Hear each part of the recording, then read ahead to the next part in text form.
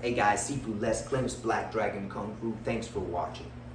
So this video is going to be about staying in the middle and avoiding the extremes, okay? Now extremes come in all forms on all sides, right? So we want to balance a ratio for the middle. Now what I'm talking about is based in Hinduism, Buddhism, Taoism, any Eastern practices that are about self-awareness and transformation, martial arts, yoga, even more modern things, CE5 protocol, things like that. All these things are about making someone's self better, right? Because when we do that, we can stay in the middle more and avoid the extremes.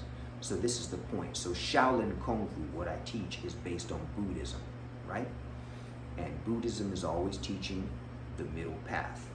Stay in the center, mindfulness, right? So what this means is that the more still and clear the mind can be, the more in the middle the person is going to be, right? So we'll take a word, for example. Let's take two words that are opposites from each other, and we'll use them for our example. So you have introvert and you have extrovert, okay? So let's switch them. Introvert here, extrovert here. Now, if you imagine a person who is too extroverted, not very introverted at all, they don't really know themselves very well. Now, keep in mind keyword too, okay? So I'm not knocking on extroverts at all. I'm simply saying when extroversion goes too far into hyper extroversion, then a person cannot know themselves enough. They're not spending enough time with themselves. As humans, especially ones that practice these things that we're talking about, we need time to ourselves to go in for introspection, to go inside, right? So that we can fill any lack that's inside. And how do we do that? By working with our archetypes, by exercising our body, by meditation. We turn inward, right?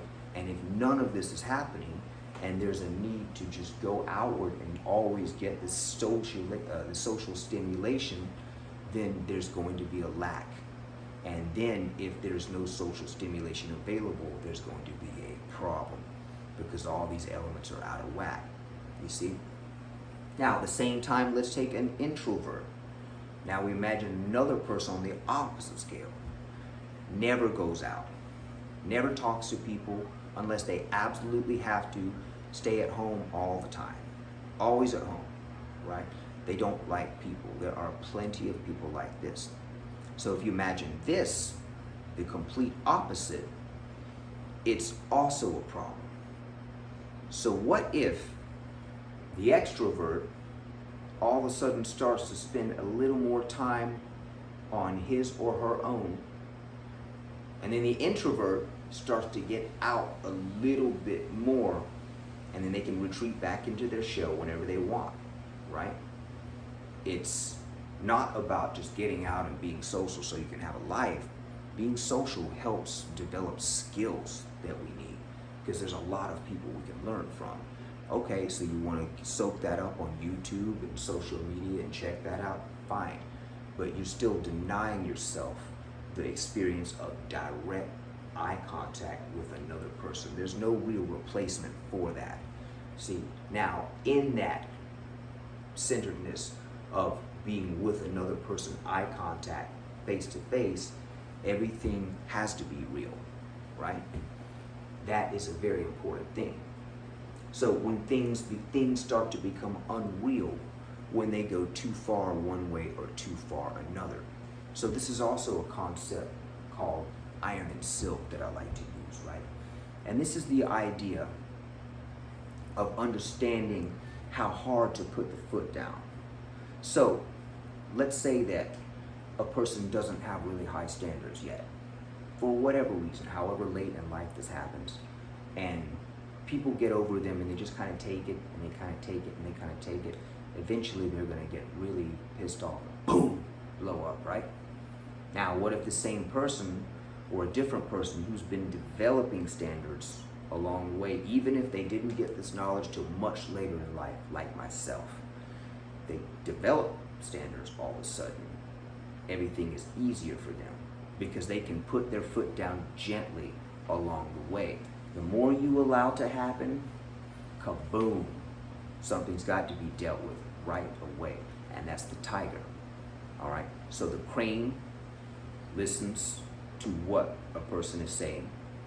If the crane, who is peaceful, and if it's balanced within the person, balanced enough, the crane reads. So this is the archetype once again. The crane reads the individual and then relays what needs to happen. It reacts on it based on the other person. So it may be the tiger that is needed. Maybe it's the snake. Whichever one of these that is needed is going to come forward, right? But the crane is going to call one of them forward because the crane, remember, rules the air element. So when you're in contact with people and that crane is developed in you, you're listening. Cranes are very aware. Air, electrical, right? Concentration, focus. Now, if the crane listens to something and the crane recognizes that this is a ploy that this person's doing to try to get over on the person, right, who is using this information, then the tiger can come out if it's needed. But maybe the tiger isn't needed. Maybe the crane needs to practice more assertion. See, someone who practices crane and has no concept of the tiger early on in crane, let me make that distinction too, each one of them will go to a highly developed place, but it really helps if the others are involved, right? So early on, someone who practices crane, they're taking on these characteristics of patience and stillness, but maybe they don't have that assertiveness yet, see? So when they recognize that they're weak on that, then they can learn it from the tiger. See, the crane learns its power of assertion and its strength and its drive from the tiger. And the tiger has to learn the patience from the crane. The patience, the calmness, the need to not want to go to war. See, that's the undeveloped tiger. The crane who allows too much to happen is the undeveloped crane. See, the snake who avoids conflict all the time and never confronts is also the same thing, the negative ones. So there's a positive and a negative side to each of these. The balanced tiger is everything that all of them are, just like the balanced crane is everything that all of them are. And when any one of them becomes fully balanced, then they really fill in the dragon, which is the purple egg they all came out of. So anyway, iron and silk is about putting the foot down with the right temperament. Not too hard, not too soft. Because if we let things go for too long, might blow up on someone else who comes along who's really innocent in the whole thing. So discernment is very important, and crane, through clarity and peace, teaches discernment. Be discerning. The crane teaches, wait a minute, this person is trying to get over on you, but all you have to do is just say no and walk away. See, keeping the undeveloped tiger in check who wants to confront that person when confrontation might be unnecessary there. See, so if conflict is not necessary, when you're balanced, you can control it, and it's very unlikely not to happen, unless you're in a situation where you cannot control it. That does happen. I mean, we do live in a dark world in a lot of ways, but we also live in a very light world, and the energy's changing. See, there's another extreme between dark and light, right? Good and evil, yin and yang. It goes on and on. So finding the balance to be in the middle. So what does it mean to be in the middle of good and evil? Does it mean that you help an old lady across the street and then you go push a 9-year-old kid down into the concrete? Come on, absolutely not. Being in the middle is recognizing. Being in the middle is not letting the emotions control you in these situations. So that's what the whole iron silk concept is about. Too much of one, not enough of the other.